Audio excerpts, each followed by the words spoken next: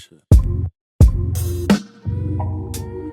What is going on, everybody? Welcome back to Sideline Summit. I'm Antonio Perez, joined as always by Danny Code, DC UPenn's finest, Chris Coacher, CB Coacher Boy. We got another great episode for you guys today. We will be talking about Week 6, or previewing Week 6 in the NFL. Obviously, we're recording this on a Friday for once, so the Thursday night game is already over, and surely there's nothing to talk about. We will go more in depth to it on our Tuesday record for sure. A lot to go over in that game, but for today, main highlights we'll be talking about is Bears Commanders, Bills Falcons, so covering the whole Monday night doubleheader, and then we'll talk Seahawks, Jags, Lions, Chiefs, Steelers, Browns, and then Panthers, Cowboys. We were thinking about Ravens, Rams, but just moments before this got the notification that Lamar did not practice this Friday, so he's probably not playing the game. Not much to talk about there. However, the last time the Rams saw a very battered team did not go their way. Something to keep an eye on. But before we get started, make sure you leave a like, subscribe to the channel, audio listeners, leave a like, 5-star review, download the episode. We'd really appreciate it. But let's get right into the swing of things. I guess we can start with Panthers Cowboys. That's going to be one of the 1 o'clock games. So yeah, I guess we can just kind of go chronological here. Chris, I'll start with you on this one. Panthers certainly interesting, Chris. I want to hear it. Yeah, so the Panthers are a team that they had a great comeback win last week. Their offense has certainly looked rocky this year, but if there's any defense where you can kind of get yours, it's the Cowboys. So what are you expecting from this game? Cowboys are 2-1. A win kind of honestly puts them back in striking distance of the division with the way things have been going, but a Panthers win gets them to 500, and surely this has to be the deepest they've been in a season of being 500 in a long time. So, what are you watching for in this game? What are your keys to victory for both teams? What are you seeing? I was just watching to see how both offenses play, because I think both defenses are defenses you can score on and pretty much do what you want. So I want to see if Bryce Young can last in the duel against Dak Prescott, because I think you or Danny said it last week or 2 weeks ago that Dak this year has been putting up points against anybody. So it's obviously they're going to score. So I think I'm more interested to see how the Panthers offense holds up. Will it be the better Panthers offense we've seen this year, or will it be that Panthers offense that we've seen this year too, where they've been up and down? So that's kind of what I'm looking for, just to see which one's going to show up. Also, too, Rico Dowdell revenge game. I will be there for it. I do believe it can happen. I'm interested for that. That's the storyline I'm looking for, just to see if the Panthers offense can stay with the Cowboys offense with how they've been rolling. Yeah. I mean, this is an opportunity for the Cowboys got a good win last week. The score wasn't as close as that game made it seem, for sure. The defense was definitely good through 3 quarters, and this is a chance. This is a quarterback who isn't necessarily great against pressure, at least all the time. Sometimes you'll be convinced he is mini Mahomes, and then other times he's mini Will Levis. But yeah, I think this is a good opportunity for the Cowboys to really up that pass rush, really get some pressure on the quarterback. And on the other side of things, I mean, if the Panthers can put together 2 offensive performances in a row, even last week wasn't great, but it was good enough. The second half was good enough to get that win. So if you could just stack these wins, then, maybe you're starting to look at something for sure, maybe a wild card spot with the way, things are, shaping up. Danny, I want to move to you on this one.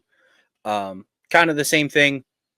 What are you looking for in this one? Who do you think needs to have a big game in this one? If you had to pick, which defense shows up, who would you say would show up?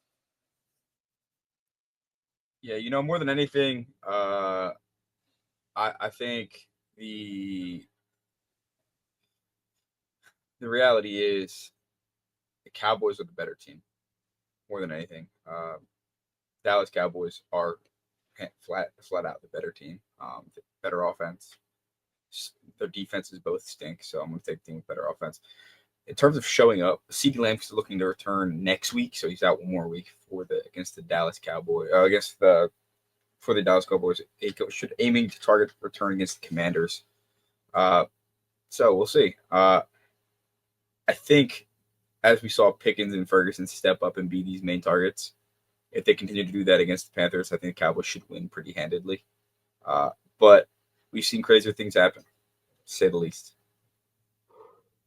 Yeah, absolutely agree. I mean, the Panthers I think the Panthers' entire dynamic of being explosive comes off, of course, a decent run game, whether it's Dowdle or Hubbard, and it's good to know that you have now two guys that you can go to. But more importantly, bless you. Good job keeping it to two. You've been getting better with that. Anyway, but passing game wise, it really comes down to Bryce Young. You have to find a way to get Tetero and McMillan the ball. He is your main explosive playmaker. Even when he's not open, he is one of those dudes who is such a physical freak. He's not just tall. He's tall and he can jump and he's strong. So it's one of those things where you got to kind of give your guy more chances than what you're doing. So their explosives, they can come, but the difference between that offense and the Cowboys offense is Dak is going to continuously give his guys shots. He's going to throw them open.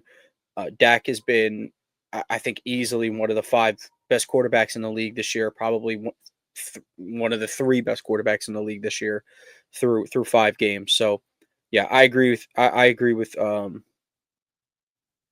what Danny said. Sorry, I just got a Shams notification. I wanted to see what that was. Oh, he reposted something. Yeah, I think it was about LeBron because he's going to be missing the start of the season.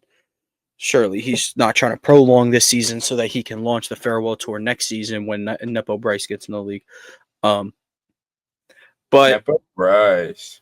Yeah, literally. Okay, let's move on. Let me see what game is technically next in line for us. It'll be Seahawks Jaguars. They play in the 1:00 slate as well. Jaguars are 4-1 coming off that huge win against Kansas City. Seattle lost a tough one to the Buccaneers in an absolute shootout. Something I wanted to note, the Jags were 0.5. They were half a point favorites just 30 minutes ago. And then now, at least according to the Real app, it's 0. The spread is 0. So I think this is going to be an absolutely electric game. Danny, we'll start with you on this one. The Seahawks, they're looking to bounce back. Obviously, the Jags are looking to kind of ride that high from last game. What do you think will? What do you? Because the Jags, their 4-1 hasn't been pretty. Admittedly, it's been fun, but not pretty. What do you think they'll have to do heading into this game to limit a red hot Sam Darnold, try to limit Jackson Smith-Njigba, who's been absolutely electric? What are some of the keys to victory for Jacksonville in this one? I think Jacksonville's defense will have the ability to slow the Seahawks down. That's not what they'll have to worry about. Their offense needs to show up. They put up 31 points against the Chiefs. They still played bad offense. They're 4-1. Their only loss came getting walked down by Jake Browning, and I don't think they've put together a consistent offensive game. They're falling in the same boat as the Eagles, in my opinion, in that regard. 4-1 team that hasn't put up a good offensive output. You might have got lucky, you might have just fair fortune. So the reality is, if you put up a good offensive output in general, your defense has proven they could bail you out. They've proven they can win you games. So Prince, I could promised, show what you promised to bring. It's hilarious. It's the Eagles. I forget which week it was, but they put up close to 30 points, and it was like the season is over. And the Jaguars stumbled their way to 31 points. It's just imagine when he starts throwing Travis Hunter the ball. But it is true, though, because, completely 2 different organizations and expectations and whatnot. But I do agree. The defense has been awesome. We were talking a little bit before about the Newsome for Campbell swap, which I think is kind of just necessary. I mean, not that one player is extravagantly better than the other, but with the contracts and whatnot. Maybe this is building up for maybe a bigger move. I'm not exactly sure, but You see what George Pickens tweeted what on he his tweet burner? on his burner, his alleged burner. Michael Brewerly is his burner. And he tweeted, he said, the Browns traded that boy 0 on a rivalry week, and he put laughing emojis. Yeah, that is crazy, man. He didn't want to have to see what would happen against With DK? Yeah, he wasn't trying to see. But then again, you're going to get to see what Tyson Campbell gets to put what he's going to do. So For sure. Yeah. And I'll swing it to you, Chris. I'll ask you the opposite. What do you think? Like Danny said, the Jags defense has been absolutely carrying this team through 5 games. What do you think? What are some things that you like from the Seahawks that they can bring to this defense to give them something they haven't seen before or to get this win? I think to do more of the same of what the Seahawks have been doing and not try to change it up just because the Jags defense has been playing really good. I think that's been a steady diet of both run and pass. I think using both running backs as runners, obviously, and then both out of the backfield, and then kind of relying on JSN to really be the main guy. And I think that's kind of what I would do and not try to switch it up, just because it's been working, to an extent for them and working really well, honestly, in my opinion, offensively. So that's kind of what I'm looking for, to see them do more of the same and not try to get too pretty or change up too much, because the Jags defense coming in off a really big victory and defense playing well as well, picking out Pat Mahomes, pick 6 and things like that. So I would think just to try to stay the course and not try to change it up too much. Like, if it's not broke, don't fix it type vibe. Yeah, I hear you. That's exactly what I would say. I think the one thing Seattle, not that this would be the week to get it together, but they do need to start establishing a run a lot better. Obviously, it's not easy to do behind that line, but it will go a long way getting Devin Lloyd to start stepping up, at least getting him to respect the run game, because he has been amazing, as good as any linebacker in the league in coverage this year. So that's something that they'll need to do. They need to get him to respect the play action. I think Darnold is guys like Darnold, Mayfield, Goff off the play action. They are as good as anyone. They might have their physical limitations compared to, some of the aliens in the top 5, but those guys, they know how to execute an offense. They have physical gifts that are, on their shoulder instead of, on their legs or in, necessarily the mind. So I like what you guys had to say. Yeah, I think this game's going to be great. I mean, I would say, just real quick, who do you guys think kind of needs this win more?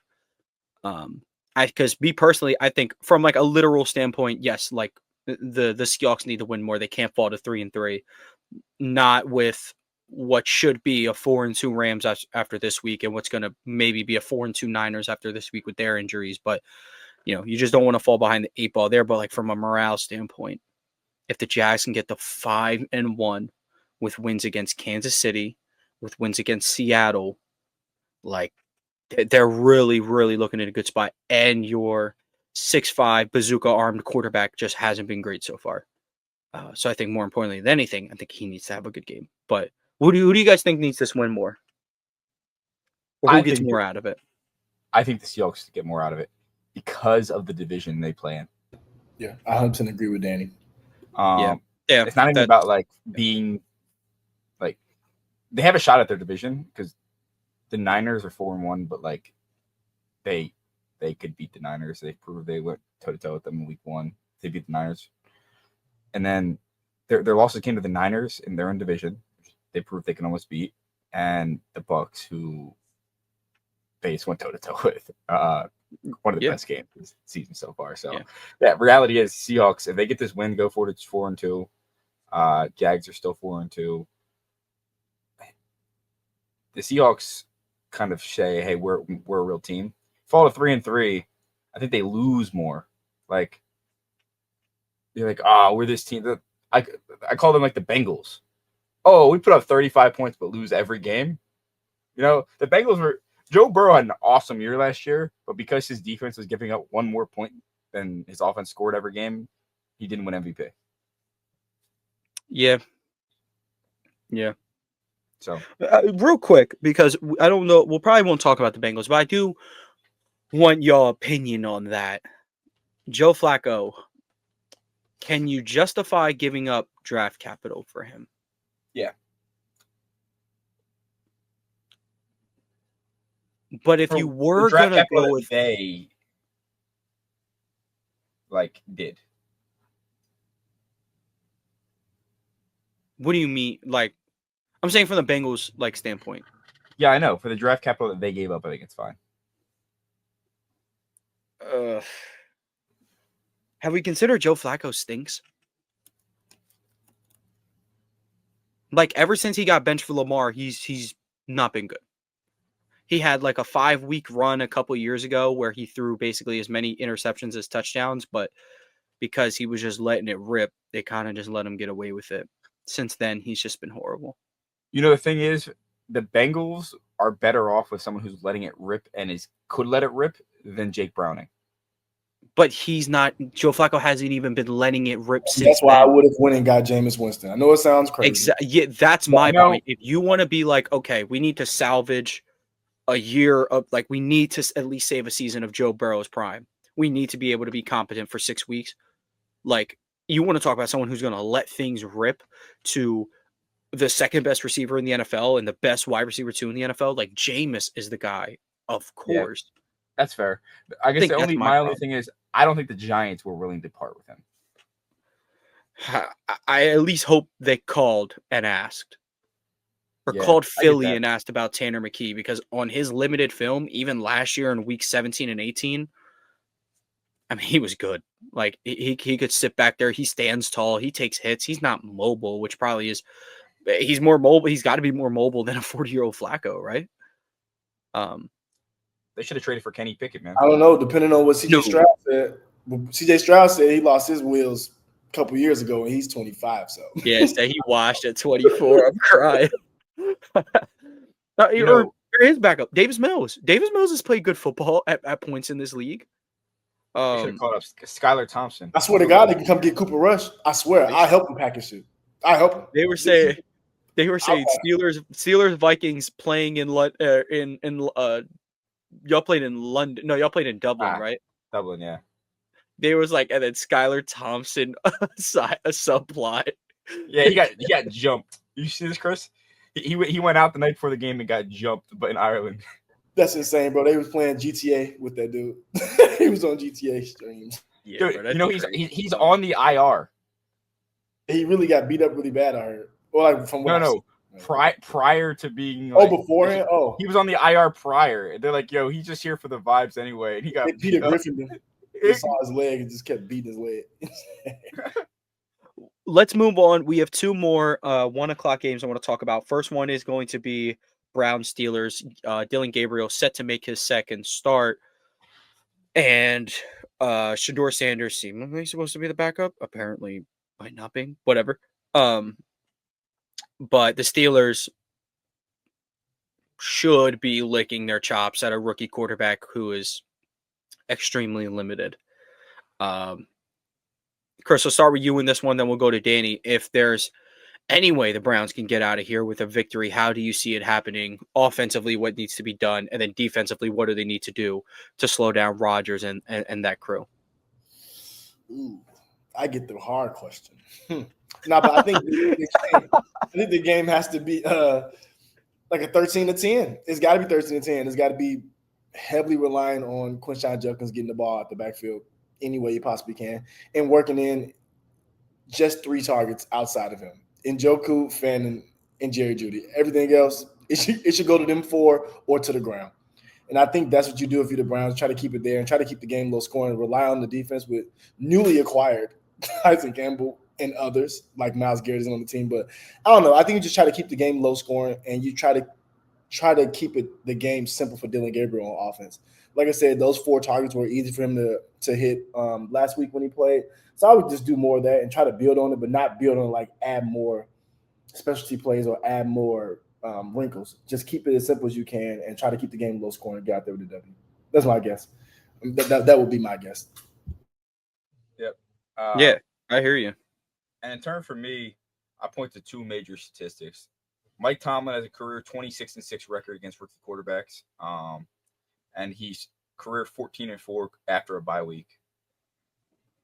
He's proven when he has a lot of time to prepare and when he's playing against people who are new to the game and prone to make mistakes, he takes advantage of it. I think it's pretty simple. Force the Browns to turn the ball over, force them to make mistakes, force them to get pressure on him. TJ Watt, it's more bottle up Gabriel. If he gets home to Gabriel, good luck, Gabriel, because you're like 5'10 and TJ is like 6'6. So yeah, I absolutely hear you. I'm excited for what one thing I want to say is the Steelers' offense looked potent in the first half, and they seemed to kind of bottle it down and try to play chew clock against the second half in Dublin. Getting Warren back, it's really interesting to see what they're going to do in this week off of the bye. I think Ramsey is questionable for the game. Calvin Austin's questionable. We'll see if they wind up playing. But the reality is, it's a very interesting game. I think they should be favored to win. They should be favored to win the next 2 weeks, and the team, I think, it's almost a must-win game for the Steelers. If you can go if you can go 4-1, you have pole position of your division. Bengals sputtering. You're 4-1. The Ravens are 1-4 playing against the Rams.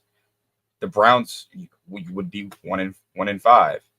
You would have the division is yours to lose at that point. So, in my opinion, must-win game for the Steelers this week. Yeah, I agree. Any week that Lamar is not playing for the Ravens, it's not we'll be, we can have a loss because they're going to lose. No, it should be taken as a foot on the gas. We really need to create separation because once Lamar is back, he is very much capable of winning 11 straight games. He can do it. Not even that he can do it. That schedule says he's going to do it.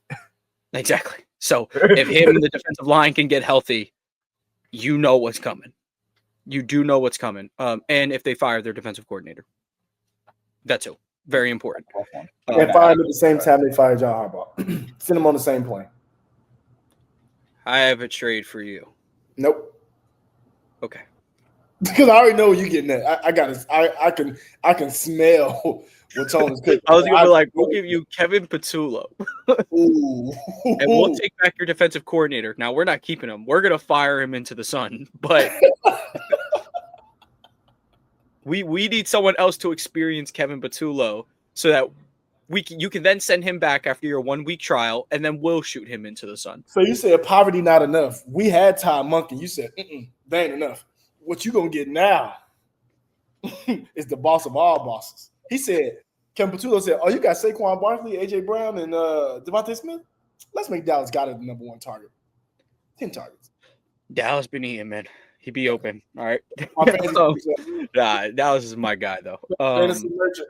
Thank you. But let's move on to the last game I want to talk about in the 1 p.m. slate, and I definitely did not concur with this on you guys, but as the title of the episode states, big sophomore quarterback duels. And sure, we're not at the one we're talking about yet, but let's talk about Saints Patriots. Spencer Rattler versus Drake May, two guys who got elite wins, two guys who just win in this league as of this last week. Yeah. Spencer Rattler, the first quarterback ever in Saints history to win last Sunday. I think we do. I mean, we kind of know the Patriots will win this one. But however, we also did say on last episode, the Patriots got two pretty bad losses already in the year. One is 5 turnovers at the Pittsburgh, which is nothing to be to the Steelers, which is nothing to be ashamed of, but you have to take care of the ball. It shows they're still prone to those mistakes because of their young quarterback and Ramondre Stevenson, for whatever reason, still has a job. And then you lost to the Raiders. You were the Raiders' one win this year. That's brutal. So the Saints aren't totally out of it. I kind of just wanted to give a quick key to victories for the Saints because they are 3.5 point underdogs in the crib. So I think defensively, Kool-Aid McKinstry caused a lot of havoc last week for Dart. Obviously, May is a lot better than Jackson Dart at this moment. And will be. I don't know why I said at this moment. But I think May is someone who can put the ball in harm's way. So if the Saints can generate a little bit of pressure, get him, to maybe force some bad decisions, that there are guys back there who can make plays. Been honestly, like the defense hasn't been great in New Orleans, but they keep things fun. They can get some pressure, they can create turnovers a little bit. And then offensively, the bread and butter for the Saints has been revolved around Rattler taking care of the ball and occasionally letting him dial up the long ball. Last week, Kellen Moore let him get aggressive. It was kind of a 2-route concept, but it was going to be Rashid Shaheed or nothing on that. He hits Shaheed in stride. He takes it all the way to the crib. And Rattler, his main thing this year, he just hasn't turned the ball over like that. He has 1 interception against Seattle and then a fumble against San Francisco, a game in which he had 3 touchdowns. But I mean, in this past game, I mean, it was really all around his second quarter where he really started to light it up. But he's getting more and more comfy in this system. This defense, the Patriots defense isn't certainly one I expect them to go and light up for like 300 yards, but you can do anything through not turning the ball over. Like even the Bills almost had them and they turned the ball over 3 times. So just holding on to the ball, letting Rattler get more and more aggressive simultaneously, and then the defense, try to replicate what you did last week at the very least. They have a shot. That being said, they're not winning this game. Just had to throw out some love real quick for him. But yeah, I love seeing him succeed. I love seeing him beat out a guy that should have never been drafted in the second round. I love absolutely not. But this is more so to praise Drake May. And the Patriots have the easiest strength of schedule remaining in the NFL. And didn't know that. Prior to the season, I said that the Patriots make the playoffs and it was part of it was me projecting, saying I think their schedule is going to be really easy, and all these teams are just going to be bad again.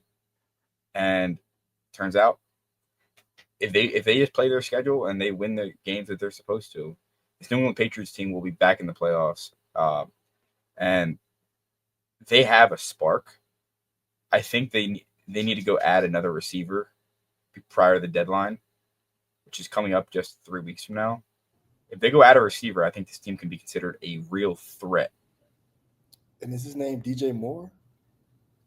DJ Moore is going to be a Steeler or a Patriot. That's right. See, I'm learning. Free him. And he coming to Pittsburgh because it's closer to Philly, and he's from Philly. We in Baltimore will not allow it. No thanks. He's a Patriot. Stay on that side. Yeah, I was gonna say. All right, sorry about this. The AJ Brown trade stuff needs to stop. Hey man, they said the Bills was gonna send a second and a conditional third day pick or something like that. If the Eagles didn't pick up the phone, fart, and then throw it out the window, they got something wrong with them. Yo, the reality is the Eagles would have to take an $85 million dead cap. They're not doing that. LOL. Yeah, no. We good.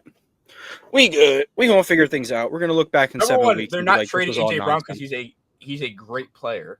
For one, for the most important. 2, money. Like the one thing a great player gets, money. So unless he goes full Antonio Brown, throwing stuff out the window, I'm free. Like he'd have to do something like that. And he, from all I've heard about him outside of football, is he's a very respectable person, and he doesn't have the same mental issues that Antonio Brown did. Isms. So let me ask y'all something. Lane Johnson said Kevin Patullo, his offensive play calling is too predictable, and he's not making adjustments. AJ Brown said Kevin Patullo is doing a good job. AJ Brown's trolling. I'm convinced, bro. I'm convinced. He's trolling. He has to be. Just like he trolled about the meeting he wasn't in. Remember? I don't recall. He definitely was in there. I know for sure he was in there because he's lying. He's lying. He's like, I don't recall. I don't know, man. Yeah, bro. I don't know, man. He's just trying to he's trying to aura farm like LeBron. Bro, that's me. Did you drink the last of this? I don't recall. AJ Brown's me. He is me. They said you ate the last of the leftovers. I don't recall. I don't recall any. That's my favorite. No, receivers will never be satisfied because if there's like 41, 42 offensive plays in a game, or probably way more than that, but like let's say AJ Brown's out there for 60 plays in a vacuum, if you only catch 10 balls, like why'd I only get the ball 10 times in 60 plays? I should get it in 61 plays. Sadly, a receiver mentality, bro. I'm not mad at him for it, but no, I mean, like as an athlete, as a competitor, you get it. You have the faith in your skill set and you know that you dominate every rep. So I get it as an athlete, as a competitor, but yeah, but like also as a teammate, coach, though. Yeah. Let's talk about the best player on the team. He's getting the ball 8 times in the first half on the ground. That needs to change. 8 times for 56 yards, and you didn't say, let's run the ball a little bit more in the second half. That was crazy to me, too. All right, okay, buddy. No, we're going to reel it back on Saquon, man. Through 2 carries, he had 31 yards. He was getting things going.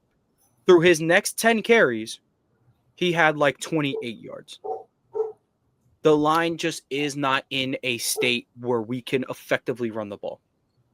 And I think that's the problem, because I'll say this. I think teams seem to be content with letting Jalen throw it, in the sense of, like, and I think this is just anybody who watches football close enough.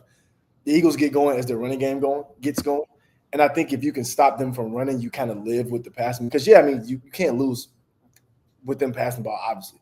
But they won't hold the ball for 9 minutes while they're running the ball and doing all those things. So I think people rather that than them getting going on the running. So that's what it looks like to me. Because, like I said, I think we said on here a couple of times, they play ball control football. So when the running game is going with Jalen and Saquon, they got the ball for 7 minutes every time they get it. But it's like when it's not going and you're making them pass the ball, they have to move it faster, for one, and for two, you get a chance for them making more mistakes or for you to get the ball back faster. So that's just what my observation from what I see, what it looks like. Yeah, no, and it's true. The last 2 games, Jalen Hurts has looked absolutely great in the stat sheet.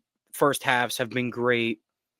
But it's like, and you feel good, like, yeah, we're moving the ball down the field by throwing it, but it's like, man, last year, we could just give it to Saquon. He would take this thing 60 yards to the crib. Like, and now we can get aggressive on defense. And, it's a whole mess. Offensive line, they get healthy. Quinyon Mitchell, never miss a game again. Please and thank you. Ja'Cory and Bennett, get off IR. Please and thank you. But let's move to the Sunday night game. We have the Lions versus the Chiefs. The Chiefs are actually favored in this one. 2-3 Chiefs favored over the 4-1 Lions. Yeah. In a game in which you could probably call, like, I fear 100 Chiefs led by a lion more than 100 lions led by a sheep. That's kind of like this.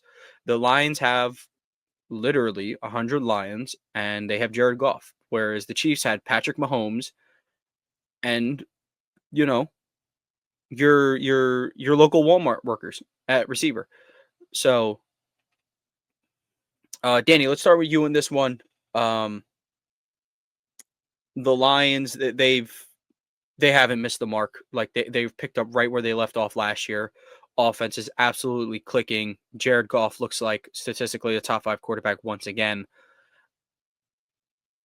If you're, I guess here's my question: Kansas City, how can they make sure to get, the offenses look good in back-to-back games now? One against a good defense, one against a beat-up Ravens defense. How can they ensure that they have a third straight good offensive performance against another good defense? I think you're on mute, but I'm sure you're making flawless points. Oh yeah, well, Apollo and Luna, there must be a mailman dropping something off or something. But nonetheless, they're averaging 34.8 points per game, 22 touchdowns so far through 5 games, and they're just flat out one of the best teams in the NFL in terms of offensive output. And we all called for regression because of Ben Johnson not being there.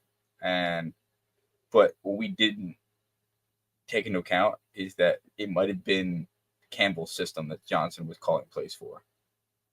And that maybe the system was designed around having 5 star caliber players. One being a guy who doesn't even touch the ball more than 2-3 times a game, and Jameson Williams, who is fantastic.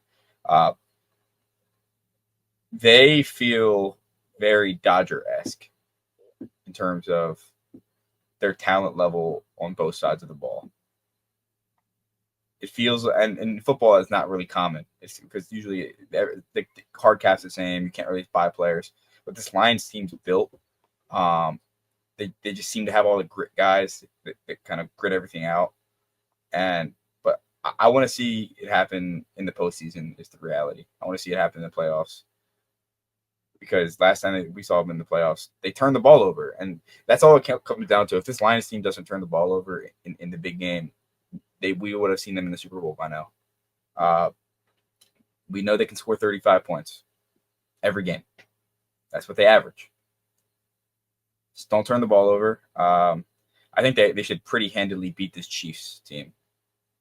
To be completely honest, the Chiefs defense does not look great. They haven't stopped like anything. To be honest, the Eagles put up 20 and they put up Hurts at 100 yards passing.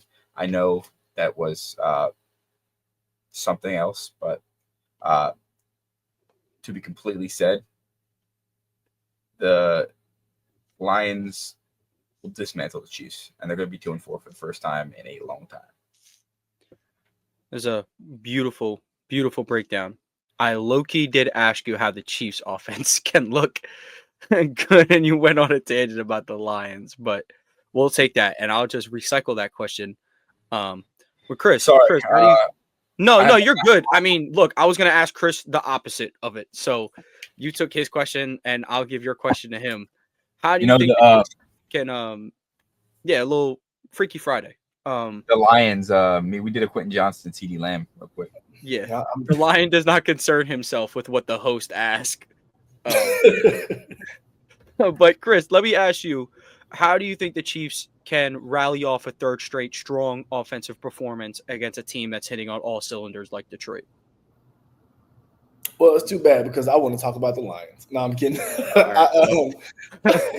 Now it's Freaky Friday. Danny woke up in Chris Coates' body. We're boycotting Chiefs talk. Yeah, I refuse to say good things about this team. You got me wrong, but no, I think the Chiefs' offense looked pretty good-ish last week, except for Xavier Worthy only running routes 6 yards out. Outside of that, I think they looked really good. But I think the Chiefs need to do, and I said it the week before, put the ball, not fumble, because I was going to say put the ball on the ground, like run the ball more.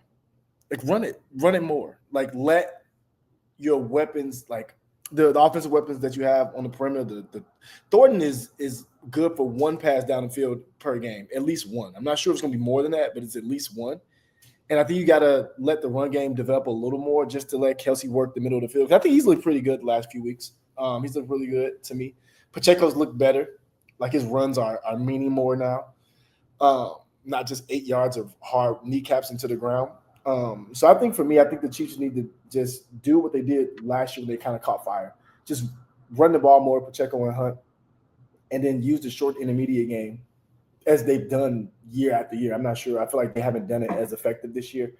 But I think that would be my thing for the Chiefs in their offense. I think Mahomes is looking more and more like the Mahomes we're used to as far as how he's been playing outside of that random pick six to Devin Lloyd. Outside of that, I think he's looked a lot more, in other words, Mahomey than he has been first couple weeks. So I think just more keeping the ball on the ground and using the intermediate weapons in the middle of the field. That would be my thing for the offense. That's how I think they can look better or build on what they did last week. Like I said, I think they looked pretty decent last week. You know, I'm gonna tell you what this comes down to for me. Brett Veach has drafted poorly for 2 to 3 straight years for the Kansas City Chiefs. Well, it's been way longer than 2 to 3. No, I mean he's got some Karlaftis a couple years ago. He's got some players in there. Karlaftis has not nearly lived up to what he was supposed to be. Hey, bro, this all started when they won the Super Bowl, and he thought it was cool to draft Clyde Edwards-Helaire with the last pick of the first round when you had glaring defensive issues despite winning the Super Bowl. Yeah, I'm going to tell you. Veach ain't a good high round drafter, I'd say. I'm going to tell you players from the Chiefs draft class the last 3 to 4 years. Josh Simmons, Omar Norman Lott, Ashton Gillette, Noel Williams, Jalen Royals, Jeffrey Bassett, Brashard Smith. Brashard Smith is the only player who's made an impact this year. Simmons is good. Simmons is good. He hasn't made like an immediate impact, but he's been solid. Last year, Xavier Worthy, he's as good a rookie tackle as you can ask for. Yeah, tell me they find any late round value in it outside of the year 2023. 2024, they have Xavier Worthy, Kingsley Samata, Jared Wiley, Jaden Hicks, Hunter Nourzad, Kamal Haddon, CJ Hansen. The year before, Felix and UK was Unzama. Rashee Rice nailed that draft pick. Wanya Morris is okay. Shamari Connor's been bad. BJ Thompson, Keandre Coburn, Nick Jones. The last good draft class they had was 2022. They have fumbled year after year, and they can't provide back-end talent. They're getting 1 to 2 impactful players, and that's what it's coming down to. And they almost forgot that Patrick Mahomes needs weapons. And part of it is also neglecting that you need a better play caller. Get that man out of Kansas City. No. You keep Matt Nagy there, and you suffer. And you know why you suffer? I have a proposal for Kevin Patullo for Matt Nagy. No, I want the Bears to screw Matt Nagy. Give me Andy back, please. Give me Andy back. Look, Andy's already seen McNabb TO. Let him redeem himself and fix Hurts and Brown. No, if you think for 1 second, Chris Coulter, will let Andy Reid get on the team that has Saquon Barkley, AJ Brown, and Devontae Smith on it. If you think for 1 second I'm letting it happen, when I watched him do what he did with Tyquan Thornton and Dudu Schuster, you got another thing coming. You actually have another thing coming. I will lay on a train track, and I will starve myself until somebody does something. Andy Reid is one of the best coaches of all time, not because of his offensive play call, because of his personality. Because he's like, yeah, I'm just from Kansas City. I'm going to eat a burger. I'm going to a truck stop. I'm going to be chilling. Go drink a beer. Exactly. Well, he's also one of the greatest game planners of all time. And Justin Baker's beers at post conference. Then what? We're done. Because then he mixes aura with beer. We're done. He's Stone Cold Steve Austin at that point. He's got the deep South just chill vibe. And he had that quote in that State Farm commercial. Hey, give me one of those nuggies. That's my favorite. Let's move to our Monday night games. This one probably won't take long, but Bills coming off the loss to New England. Atlanta coming off the bye week. Yeah, I want to know. I assume we all have Bills in this one, but what do you guys think will be the key? Monday Night Football doubleheaders? They need to be stopped. Please stop. I kind of like it. I do kind of like them. I'm not gonna lie. Here's what we need. I'm gonna need the world to suck it up and let that first game start at 7 Eastern, and the next game could start at like 9:30. 9:30. Well, West Coast game. Yeah, we'll do that, and then we'll eliminate Thursday Night Football. I'm sick of it. Yo, what if we say Thursday Night Football? It's been bangers this year, but lucky shot from Thursday Night Football, Friday Night Football, and we have Friday, Saturday, Sunday. Well, every high school in America will eliminate you. But no, high schools can play Thursday, and then they're cool. Yeah, no one's playing football till 9:30, 10 at night, and then be like, "Dang, got a AP psych quiz tomorrow." Ooh, GG's. Absolutely not. Because I'll tell you firsthand, no, that stuff sucks.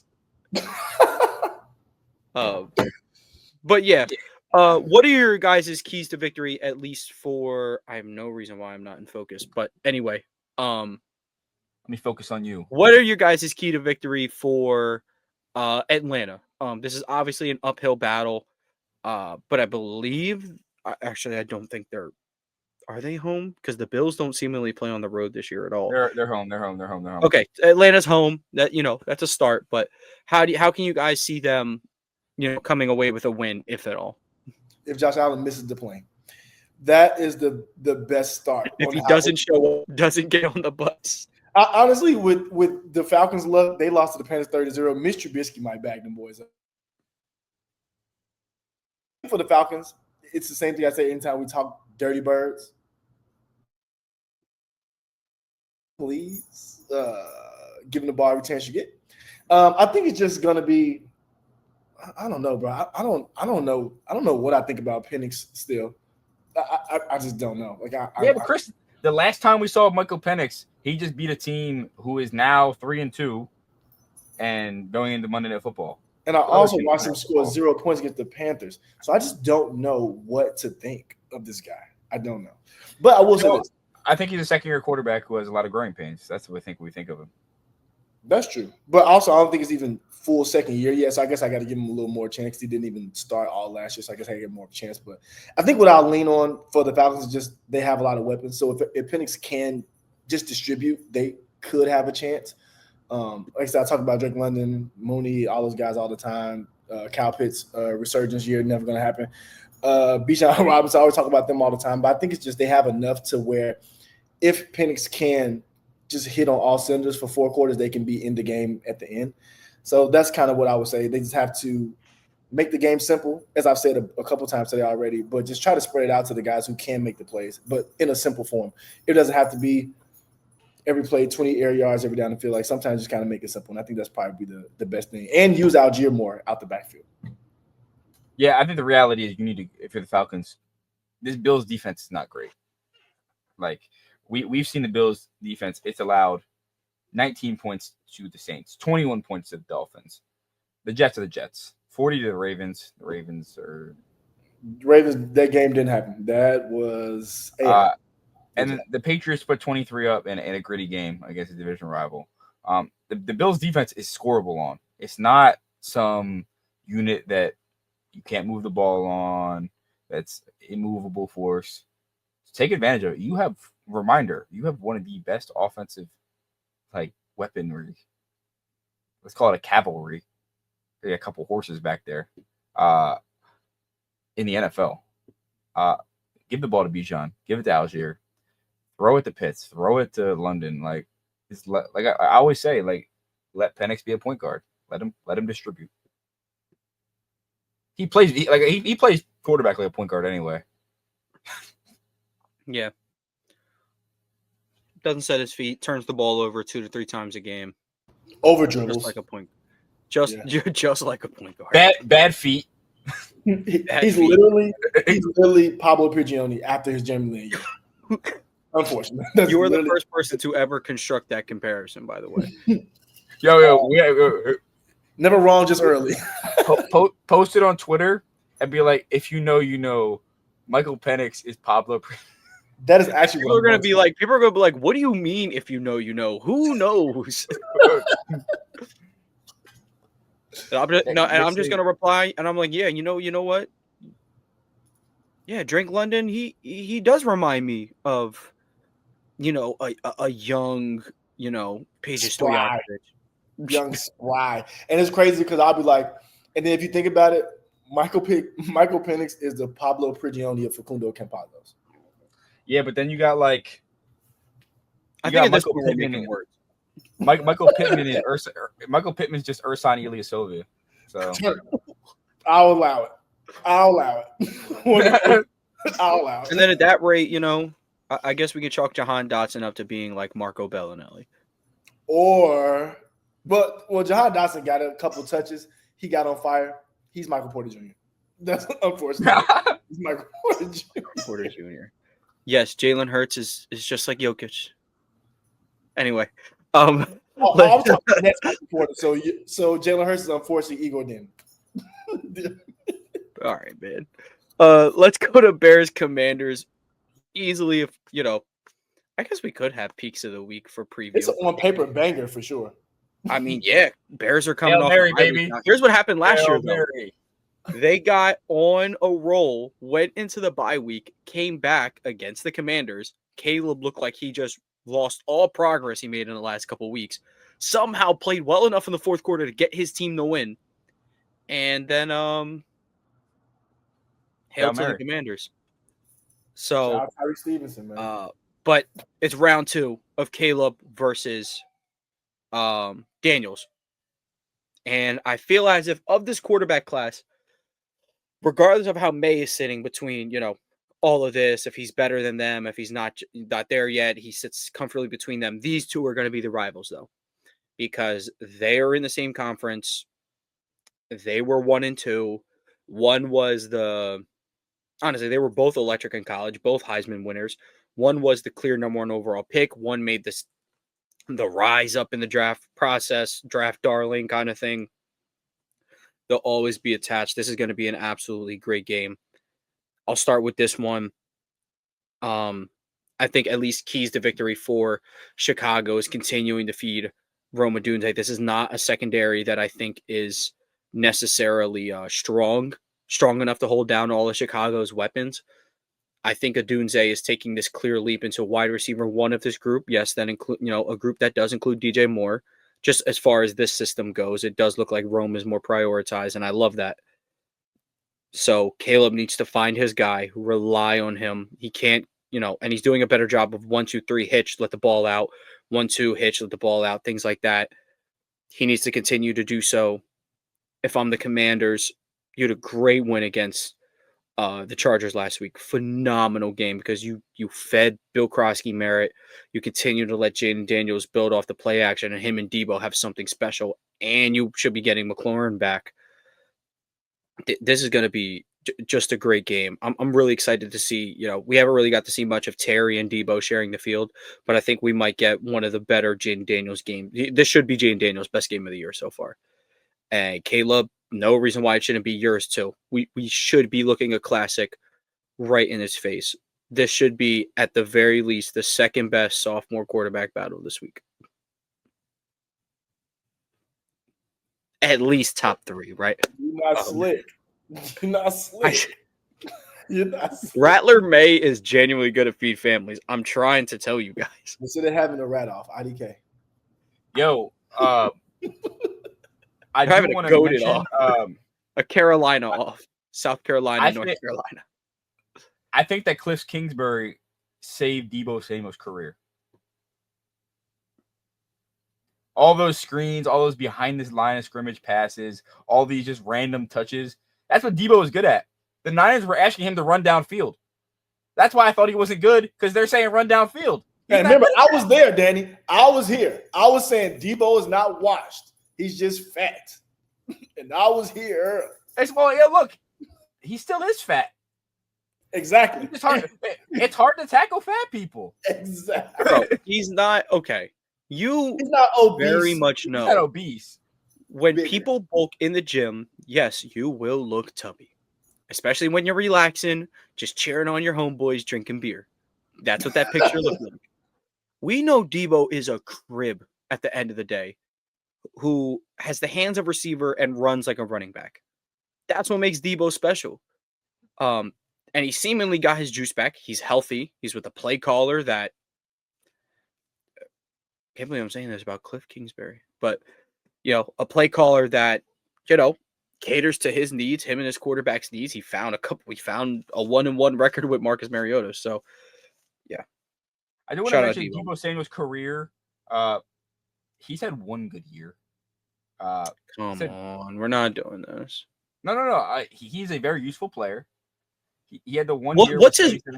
What are you going off one good year? What are you looking at and deciding that? I'm talking about one elite year, not good year. Sorry, one elite. Oh yeah, his one all. Okay, he's had one all-pro year. Other than that, bump. Like, that makes no sense. Not a bum. Then what are you talking about? I'm just saying, like, a lot of people used to look at Debo as very borderline top 10 receiver. A lot of people used to look at him. He used to be.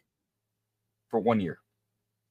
Okay, no one's calling him that now. Yes, he had a peak of really a top 5 receiver. That year he peaked as a top 5 receiver, And he hasn't since. And that's a couple things, different quarterbacks, injuries, realizing that maybe he's not best used at just receiver.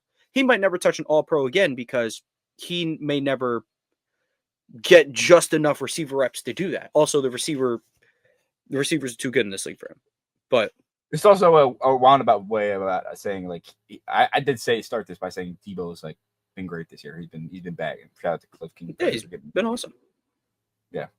So, yeah, this is going to be an absolutely awesome game, but it's time to do some rapid fire picks, fellas. Are we ready? Okay, just so you know, everyone got Thursday Night Football wrong. Second week in a row. No, I got it right. What do you mean? I thought it was Scatterboo. Yeah, no. Anyway, Broncos, Jets. I got Broncos. I got the Jets. I have the Jets as well. Yes. Yo, there's no way. What do y'all know? If it's any person I will believe in over. What do y'all know? Who are your sources? What do y'all know? I know Justin Fields and I know Garrett Wilson is healthy. That's all I need to know. Well, my thought is Justin. I know he's fast. Just last time Justin Fields played the Broncos in my head is when he scored those 28 points. And there you go, educate him. I ran all over him. Educate him. Thank you guys for letting me close the gap. I very much need this. Cardinals, Colts. I got Colts. Yeah, I got Colts too. Give me the Colts. Danny died. Chargers versus Dolphins. I have the Chargers. Ooh, it's a trap game. If the Chargers was ass, but I picked the Chargers. How many trap games do the Chargers have? Giants. They got. Give me the Chargers. Yeah. We all keep picking the Chargers. Go Chargers! Go. We have to be right at some point. Patriots versus Saints.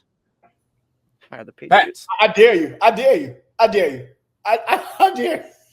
You might as well. I am more justified dying on the Rattler Hill than you are the Justin Fields Hill. You will never be unless because guess what? Justin Fields, Netflix sensation too. He had a show. He was on a Netflix show too. Rattler season of QB1 was better. We saw Justin Fields' finger go boom, and he said, "You know what? Bump it. I'm back out there."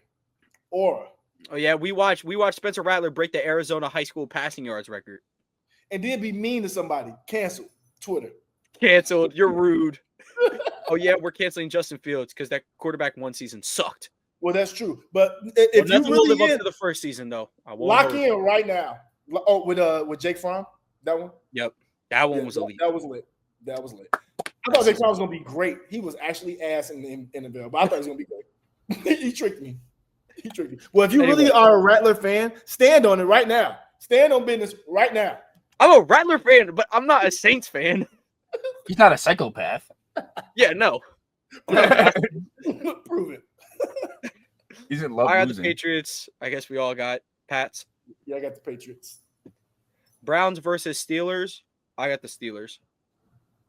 I need the Steelers to lose, so guess what? I'll be picking the Steelers too. Go Steelers. Clean sweep, Steelers. Cowboys versus Panthers. I got Cowboys. Yeah, I also take the Cowboys. I got Panthers in the Dowdle revenge game. Here we go. Y'all picked Panthers last week. I actually got backdoored. So that's brutal. Shout out to Dolphins. Seahawks, Jaguars. I got the Jaguars. You know what? Who do I have? I'm also on Jags. That's probably the game that's most interesting to me. I'll go Jaguars too. Okay. So someone make that their bold of the week with a 0-point spread. 0-point spread. I picked nothing to happen. I picked tie. Rams versus Ravens. I got the Rams. Nah, I do have the Rams.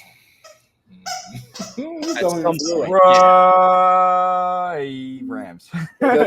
Right, no, I hate picking Titans versus Raiders. I got the Raiders. I got the Titans. The Raiders are bad, and I'm picking Cam Ward. Like I said last week, I'm taking the Raiders because the Titans had like the most lucky, like 10 things go right to even get a 2-point win. Next game, Bengals versus Packers. I got Green Bay. Yeah, I got the Packers. Give me Green Bay. Sorry, Joe Flacco. Niners versus Bucks. I got the Buccaneers. Ooh, yeah. Some things to point out for the Niners. Mac Jones trending to start again, even though the difference between him and Purdy is quite minimal. And but Pearsall and Jawan Jennings are looking to be. They're going to be out as well. Give me the Bucks. Demarcus Robinson revenge game, but still give me the Bucks. Lions versus Chiefs. I got the Lions. Ooh. I have the Lions too. Like I said, clean sweep Lions here. Bills versus Falcons. I got Buffalo. Yeah. And off of L, Falcons, be careful. Give me Buffalo. Yeah. Right. And then Bears, Commanders. I originally had Commanders. I'm switching up though. I'm going Bears. Chicago, baby. If y'all thought I had a chance to end the episode picking my hometown team to win against my favorite young quarterback, wrong. Go Commanders, go. You know, All right. I'm choosing Chicago the same way I'm cheering for the Cubs now because the Brewers left Rhys Hoskins off their playoff roster. They did? What? Rhys Hoskins is my guy. I learned that today. How do you leave Rhys Hoskins off your playoff roster? I don't like it. I don't like it. Pretty brutal. All right, let's get into these bold picks and lockets. Last week, Chris had his first lock fail as he had the Bills over the Pats. Me and Danny hit on ours. Just to rehash what we did last week. Yeah, so for the bold picks, I had the Bucks. They beat Seattle. Danny had the Giants. They did lose to the Saints. And then Chris had the Panthers. They beat the Dolphins. As for the locks, I had the Lions winning. Danny had the Vikings winning, so they both came through. And then Chris fell when the Bills did not come through. So on to this week, since we actually all went 7-6 record-wise, and I'm the only one that went 2-0 between bold and locks. I will go first. My lock for the week will be Broncos over Jets because that's what a sane person would do. And then my bold pick of the week is going to be it will be the Bears over the Commanders. Commanders are 4.5-point favorites. I'm going with the Bears though. And then I guess Danny can go first because I guess getting a lock wrong is worse than getting a bold pick wrong. Sure. I don't know. Making up rules on the spot as we fly here. So yeah, my lock of the week. Gonna call me crazy. It's my lock, but the Buccaneers over the 49ers. This Niners team's overexceeded expectations, and I think Baker Mayfield dissects this defense. You said call me crazy, and then picks a favorite against a hospital team. No, I know, but like it's 4-1 versus 4-1. There's definitely other games that you could. Okay, well, there's also context to this all, obviously. Yeah, they're also only 2.5-point, 3-point favorites. But they're 3-point favorites, and you're saying call me crazy. No, you're picking a favorite to win a game. And then, what is your bold, son? Man, is my bold like that the Lions win? The Lions are not favorites, so that would be a bold pick. How like I that don't is know how this goes, by the way, for anyone listening. The bold pick, they just have to not be favored. That's all. Regardless of record or whatever. So yes, legitimately don't know how a 4-1 team is whatever. They're my bold pick. But Chris, you're on the clock. My bold pick. Are the Titans underdogs against the Raiders? Yep. 4.5 points. They are. Yeah, that's my bold pick. And the Titans are a fan favorite on these bold picks, and then the locks, the Bills and the Lions have usually been the hot ones, but the Lions are on the bold side this time. And my lock is Chargers over Dolphins. Lock in Chargers over Dolphins. 4-point favorite. It's Chargers. Go. All right. To rehash everything we're doing, bold picks this week. Chris has the Titans over the Raiders. A plane is loud as hell. It is loud playing. Is it crashing? Chris has the Titans over the Raiders. I have the Bears over the Commanders. Danny has the Lions over the Chiefs. For our locks, Chris has the Chargers over the Dolphins. I have the Broncos over the Jets. And then Danny has the Bucks over the 49ers. So that is just about everything from this episode. Want to let y'all know before we get out of here that Jason Tatum will never be the same, and you should be terrified. I was not paid by Jordan to say that. This is purely for the love of the game. But Jordan, if you do want a Tatum spokesperson, don't take my word for it. Ask these guys how I would get the job done. Yeah, die about 0. Bro, I'll take my firstborn out for 0. I'll switch cheese for 8. Right now. Cheese somebody for 0. Cheese. I'll go to St. Louis for 0. That's how much it means to me. I'm ready to die about 0. Call me before you go. Me and Chris were talking on Twitter earlier, and I threw Saquon under the bus for Jaylen, and then Chris was like, "Wow, you really gonna do that?" I was like, "Game recognized game." I respect it. It's like, I'll take down a city for Lamar. Bro, if they told me right now, Cal Hamilton has to go off your team, Lamar wins the Super Bowl, I love Cal Hamilton. Bye-bye. We'll be using CJ Gardner-Johnson. See you. Yo, See ya. I do want to mention, they said Asia Wilson's the first athlete in sports history to hit a game winner over a married couple. That's so fire. That is so crazy. Because, like, first of all, it was 2.2 on the clock. That was kind of turn 2 because she's number 22. It was literally all the twos you could think about. A couple, 2. Asia Wilson, 22. 2.2 on the clock. The shot was worth 2 points. 2s everywhere. Yeah, they're playing game 4 tonight with no Satu. They said, imagine the argument on the way home in the car. What LeBron do at the end of game 4, 2018? That's going to be Alyssa Thomas. She can start dabbing everybody up 5 minutes. Alyssa Thomas, I'm coming to that podium with my hand wrapped. Something broke. My hand was broke. I'm going with my hand wrapped. Like Bron did. Yeah, she liar.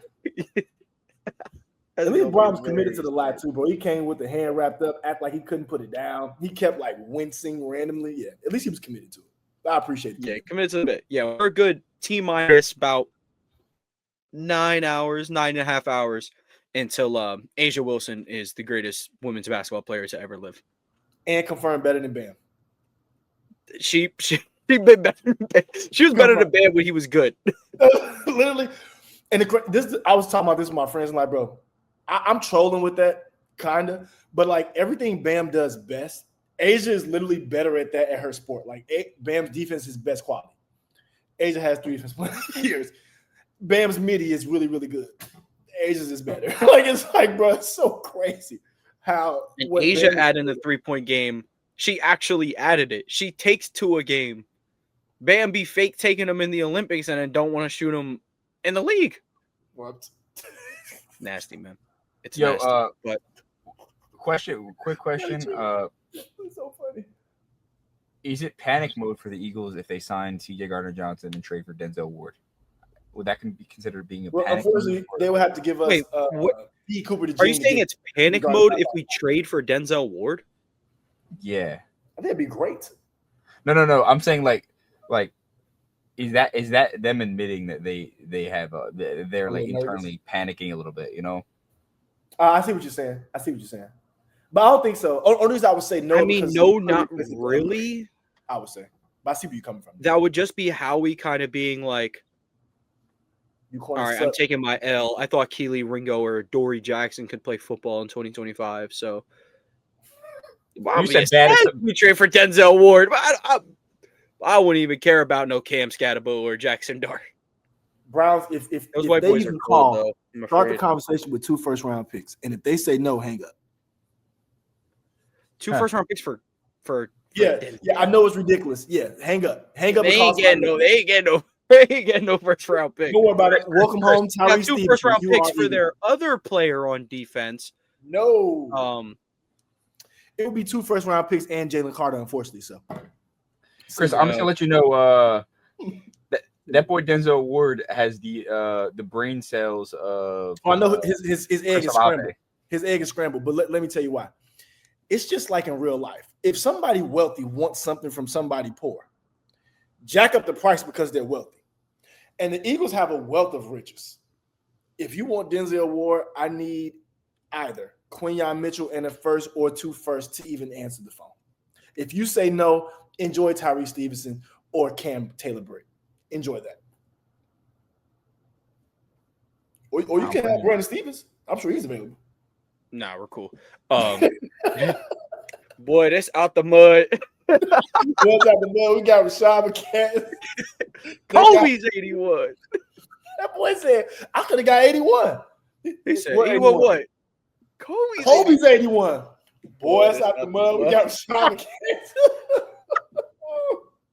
Oh, my God. Shedeur Sanders. Hold up. I just got a.